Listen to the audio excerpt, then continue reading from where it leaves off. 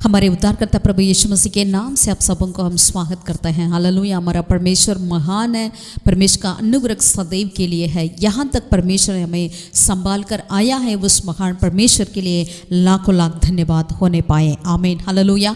आज भी एक मुख्य अध्याय का और हम जाएंगे, पहला राजा 18वें अध्याय का और हम जाएं। हम सब जानते हैं इजराइल देश को पहला राजा शाऊल राज्य किया, उसके बाद दाऊद, उसके बाद सुलेमान ने राज्य किया, हम करके जानते हैं। तो उसके बाद जो है इजराइल देश इजराइल और यहूदा करके दो भाग हो गया है। इसमें जो इजराइल देश में पहला राजा 18वें अध्याय में हम देखते हैं तो वहाँ पर एक राजा राज करने के लिए आता है जिसका नाम है आगाब और उसकी पत्नी का नाम जेसेबेल। जेसेबेल जो है वो इजरायली नहीं है, यहूदी नहीं है, वो अन्य जाति की है। लेकिन जब उन्होंने आगाब से शादी हुआ तो जब उन्होंने अपने देश में से आ रही थी, उन्होंने क्या किया है, अपने साथ सारे बाल देवता और उनकी मूर्तियाँ और उसके साथ सारे याजकों को, बाल देवता की याजकों को भी उन्होंने अपने साथ लेकर आया करके हमें पता चलता है। तब इस 18वें अध्याय की श्रेष्ठ बात क्या है करके देखते हैं तो वहाँ पर एलिय्याह नबी ने इजराइल के सारे लोगों को और आहाब राजा को और बाल देवता और अस्रोत की देवता की याजकों को, उनकी भविष्यवक्ताओं को बुलाया करमेल पर्वत पर, ताकि वहाँ आकर उन्होंने एक बलि चढ़ाया। यदि जो परमेश्वर आकाश में से अग्नि बरसा के बलि को ग्रहण करेंगे वही परमेश्वर करके उन्होंने वहाँ पर चैलेंज किया। ये सारी बातें हम सब जानते हैं। आमीन। हालेलुया। उसके बाद जो है 3.5 साल से जो बरसात नहीं था, उसके बाद बरसात आया करके हम देखते हैं। लेकिन ये संभव होने के पहले 18वें अध्याय की शुरुआत में एक बातें होती है, उसकी और हम ध्यान देना चाहते हैं। आमीन। हालेलुया। आइए पढ़ेंगे पहला राजा 18वें अध्याय का पहला आयत से लेकर पढ़ेंगे।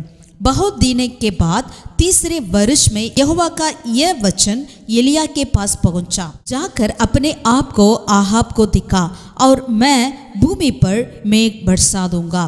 तब एलिय्याह अपने आप को आहाब को दिखाने गया। उस समय सामरिया में अकाल भारी था। इसराइल आहाब ने ओबद्याह को, जो उसके घराने का दीवान था, बुलवाया। ओबद्याह तो यहोवा का भय यहाँ तक मानता था कि जब येजेबेल यहोवा के नबियों को नाश करती थी, तब ओबद्याह ने 100 नबियों को लेकर 50-50 करके गुफाओं में छिपा रखा और अन्न जल देकर उनका पालन पोषण करता रहा। हालेलुया। हालेलुया। परमेश्वर के प्रिय लोगों, ओबद्याह करके एक कैरेक्टर यहाँ पर आता है। ये ओबद्याह कौन था? आहाब की घराने का दीवान था। आमीन। हालेलुया। आहाब राजा की घराने का एक दीवान ओबद्याह है। लेकिन ये ओबद्याह के बारे में वचन क्या कह रही है, तो वो कैसा व्यक्ति था? यहोवा को भय मानता था। हालेलुया। हालेलुया। इस परिस्थिति को थोड़ा सा कल्पना कर देखिएगा। यानी आहाब इतना एक बुरा राजा था, उनकी पत्नी येजेबेल कितनी बुरी रानी थी, उन्होंने क्या क्या करके हम सब जानते हैं। लेकिन वहाँ पर एक ऐसा व्यक्ति है, उस घराने की दीवान एक ऐसा व्यक्ति है जो परमेश्वर को डर भय रहता था। हालेलुया। हालेलुया। परमेश्वर के प्रिय लोगों, आज हमारी परिस्थिति कुछ इसी तरह हो सकता है।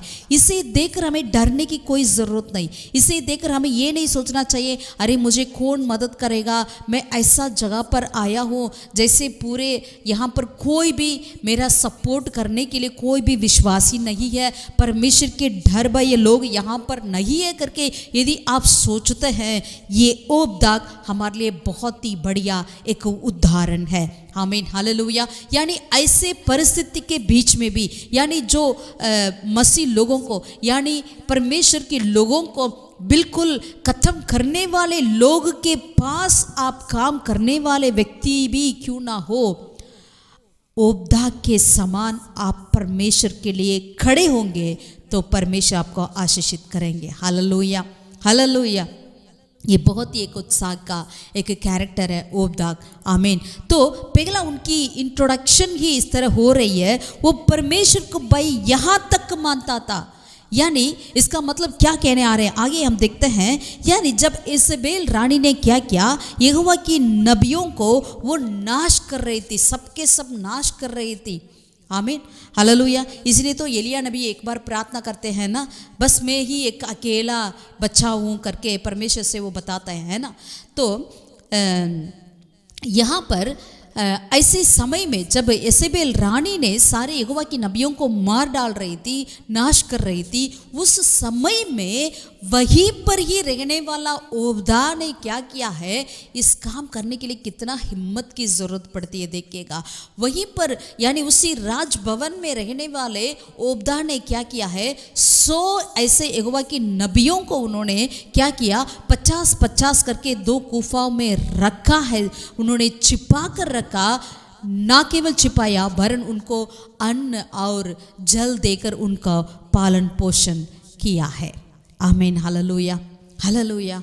ये कितनी इस कार्य करने के लिए यानी उन्होंने अपने जान को भी खतरे में डाला है, उन्होंने अपनी जान को भी तुच्छ जाना है कि मुझे यहोवा की नबियों को बचाना है करके अपने काम को भी, अपने घराने को भी, अपने जीवन को ही उन्होंने खतरे में डाला है। आमीन। अगर आप दरअसल सोचिएगा, ये बात आगाब को पता चलता या रानी जसबेल को पता चलता तो क्या होता होगा?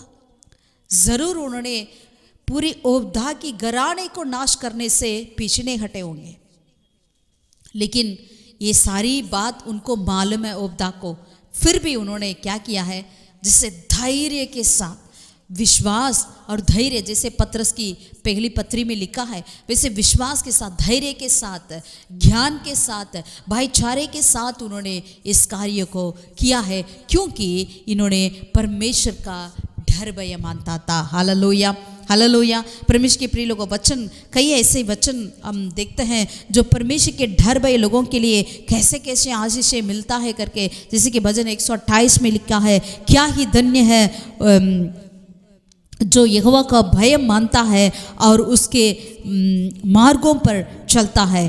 क्या करेगा? तू अपनी कमाई को निश्चय खाने पाएगा, तू धन्य होगा और तेरा भला ही होगा। तेरे घर के भीतर तेरी स्त्री फलवंत दाखलता सी होगी, तेरे मेज के चारों ओर तेरे बच्चे जैतून के पौधे से समान होंगे। तो इस तरह यानी जो यहोवा का भय मानता है और सिय्योन का आशीष को देखेगा, ऐसे कितना ज़्यादा परमेश्वर की वायदाएं हैं जो यहोवा का भय मानता है। हालेलुया। यहोवा का भय माना इसका मतलब ये नहीं बस मैं यहोवा का भय मानता हूँ करके बोलना नहीं, लेकिन हम उसके चलते क्या करते हैं वही मुख्य बात बनती है। हालेलुया। उसके चलते यहोवा का भय मानने वाले हम करते क्या? आमीन। हमारी परिस्थिति कैसे भी क्यों ना हो, यदि हमारी परिस्थिति हमारे विरोध क्यों ना हो या हमारी जान की खतरे की परिस्थिति क्यों ना हो, लेकिन हम करते हैं क्या? हम उस परिस्थिति में संसार के सदस्य बनकर निकलकर चले जाते हैं, अरे वे उनके जैसा मुझे भी रहना चाहिए, वैसे ये चलना चाहिए करके जाना चाहिए, या मुझे अलग होना चाहिए, मेजॉरिटी के साथ मुझे भाग लेना चाहिए, या मुझे बस मैं अकेला ही हूँ लेकिन मुझे खड़े होना चाहिए, परमेश्वर के लिए करके हमें खड़े होना चाहिए। हालेलुया। ओबदा का इस कार्य बहुत ही कितना अच्छा करके हम देख सकते हैं। आमीन, हालेलुया, हालेलुया। यानी ये देखिएगा, जब जसेबेल ने सारे परमेश्वर के दासों को, नबियों को मार रही है, लेकिन यहाँ पर ऐसा एक व्यक्ति है परमेश्वर की नबियों को बचा रहा है। बिल्कुल दोनों का कैसा एक कैरेक्टर करके देखिएगा। ऐसे परिस्थिति में हम लोग क्या करेंगे? परमेश्वर के नाम की महिमा हो। आमीन, हालेलुया। सो यहाँ पर पहले परमेश्वर का डर भय मानता था, फिर उन्होंने उसके चलते क्या कर रहा था, परमेश्वर के नबियों को उन्होंने छिपाया है। ये यानी छिपाने का कार्य कौन करता है? बाइबल में काफ़ी वचन है जो परमेश्वर जो है, जो हमें अपने पर्वत पर हमें छुपाए रखते हैं। आमीन, हालेलुया। भजन 32 का 7वीं आयत में, 32 का 7वीं आयत में लिखा है, तू मेरे छिपने का स्थान है, तू संकट से मेरी रक्षा करेगा, तू मुझे चारों ओर से छुटकारे के गीतों से घेर लेगा। Hallelujah, hallelujah. परमेश्वर के प्रिय लोगों, यहाँ पर गायक कहता है, तू ही मेरा छिपने का स्थान है। आमीन। भजन 64 का 2रा आयत में देखते हैं, यहाँ पर कुकर्मियों की गोष्ठी से और अनर्थकारियों की घुल्लट से मेरी आड़ हो। तू ही मुझे उनकी सारी बातों से मुझे छुपाए रखता है। You are my hiding place. परमेश्वर हमें छिपने का स्थान है करके हम देख पाते हैं। अगर भजन 91 में देखते हैं तो यहाँ पर परमेश्वर, हम सब ये वचन को अच्छे से जानते हैं, परमेश्वर कौन है करके यहाँ पर लिखा है, जो परम प्रताप की छाए हुए स्थान में बैठा रहेगा वह सर्वशक्तिमान की छाये में ठिकाना पाएगा। हालेलुया। मैं यहोवा का अवश्य कहूँगा, वह मेरा शरण स्थान और गढ़ है, वह मेरा परमेश्वर है, मैं उस पर भरोसा रखूँगा। हालेलुया। वो महामारियों से मुझे बचाएगा और मैं अपने पंखों तले आड़ में ले लेगा। आमीन। Hallelujah, hallelujah. यानी यहोवा का भय मानने वालों को परमेश्वर इस तरह छुपाए रखते हैं। यहाँ पर ओबद्याह को परमेश्वर ने अहाब और जज़बेल की हाथों से, उनकी आंखों से परमेश्वर ही ओबद्याह को छुपाए रखा था। आमीन, हालेलुया। इसलिए ओबद्याह ने जो कार्य किया वो कार्य उनको मालूम नहीं पड़ा है। यदि हम परमेश्वर के प्रति, परमेश्वर के लोगों के प्रति हम जलन के साथ कार्य करेंगे, परमेश्वर हमें वो सुरक्षित रखते हैं। आमीन, हालेलुया, हालेलुया। और तीसरा कार्य वो क्या किया था, उन्होंने ना उन नबियों को छुपाए रखा वरन उनको अन्न और जल देकर पालन पोषण किया है। आमीन। So he becomes, Obadiah become a provider here. आमीन। जिस तरह से परमेश्वर हमारा प्रोवाइडर होता है, हमें सब कुछ हमारी देता है, वैसे यहाँ पर हम देखते हैं ओबद्याह ने उन नबियों के लिए एक प्रोवाइडर बन चुका है। आमीन, हालेलुया, हालेलुया। यहोवा हीरे, आप सब कुछ मेरे लिए पूरा करते हैं, आप सब कुछ मेरा संभालते हैं। इसी तरह यहाँ पर ओबद्याह ने उस समय उन लोगों के लिए एक प्रोवाइडर बन गया है। आमीन, हालेलुया। उसके बाद आगे हम देखते हैं, वचन 5 से पढ़ेंगे। और आहाब ने ओबद्याह से कहा, देश में जल के सब सोते और सब नदियों के पास जा, कदाचित इतनी घास मिले कि हम घोड़े और खच्चरों की जीवित बचा सकें और हमारे सब पशु ना मर जाएं। यहाँ पर देखिएगा, एक राजा, पूरे देश के राजा का प्रयास क्या हो रहा है, उनका सोच क्या हो रहा है, घोड़ों को बचाने के लिए वो काम कर रहे हैं। इसलिए अभी ओबद्याह को उन्होंने बुलाया, चलो हम देश में जाएंगे और ढूंढेंगे कहाँ पर घास है, कहाँ पर पानी है करके ढूंढेंगे करके वो कह रहा है। लेकिन ओबद्याह ने क्या किया है, ओबद्याह ने परमेश्वर के लोगों को बचाने की काम किया। Hallelujah, hallelujah. कितना एक कॉन्ट्ररी को हम यहाँ पर देखते हैं।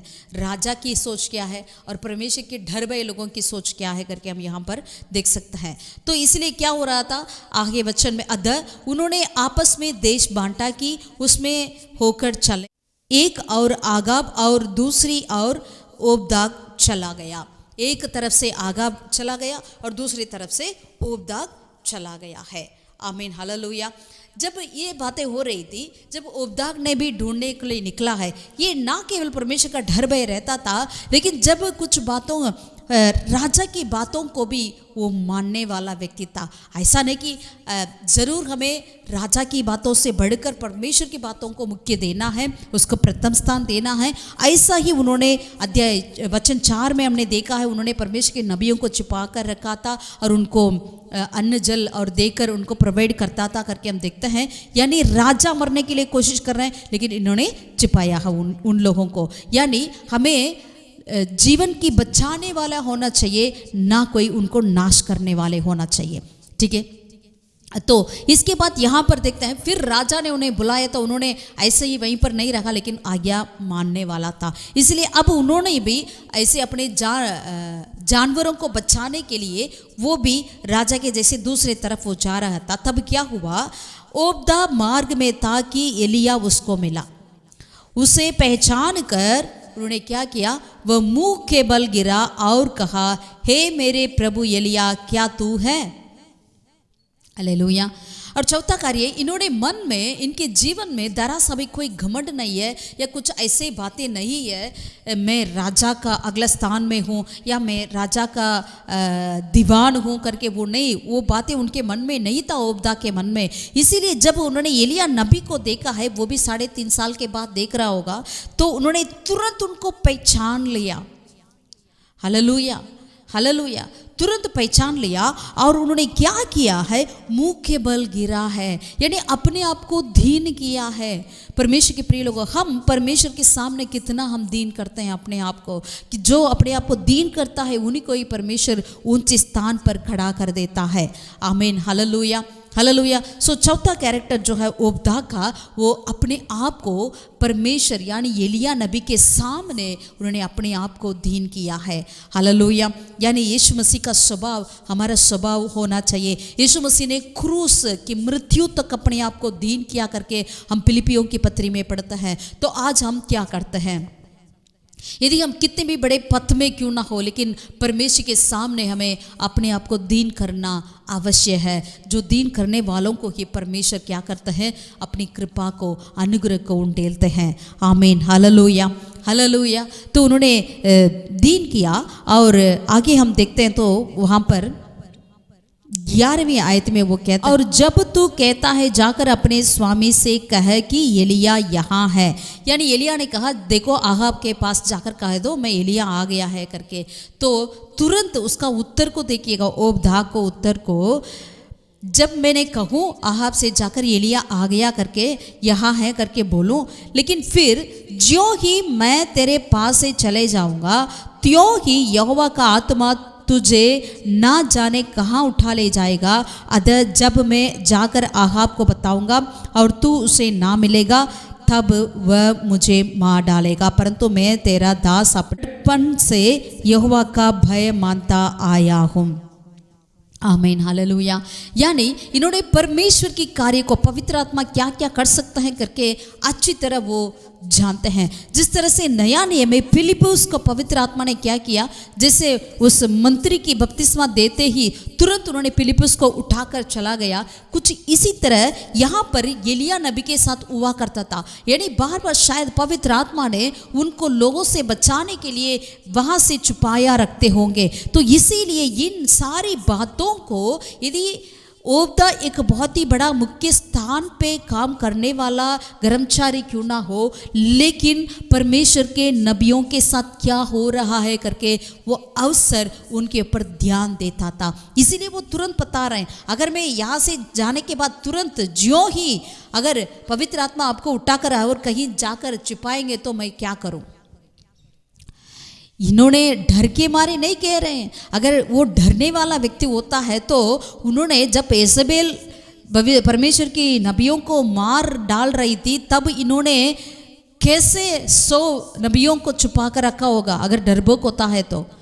लेकिन वो डरपोक नहीं है, वो वाक्य में जो बातें होता है उसे कह रहा है। यदि पवित्र आत्मा आपको उठाकर चले जाएंगे तो मैं क्या बोलूं करके। Hallelujah, hallelujah. परमेश्वर के प्रिय लोगों, परमेश्वर जिस तरह से यीशु मसीह ने हमें अपनी सारे आत्मिक मृत्यु से हमें बचाया है, वैसे हम ओबद्याह को दरअसल कंपेयर कर सकते हैं। उन्होंने नबियों की, परमेश्वर की नबियों की शारीरिक मृत्यु से उन्हें बचाया है।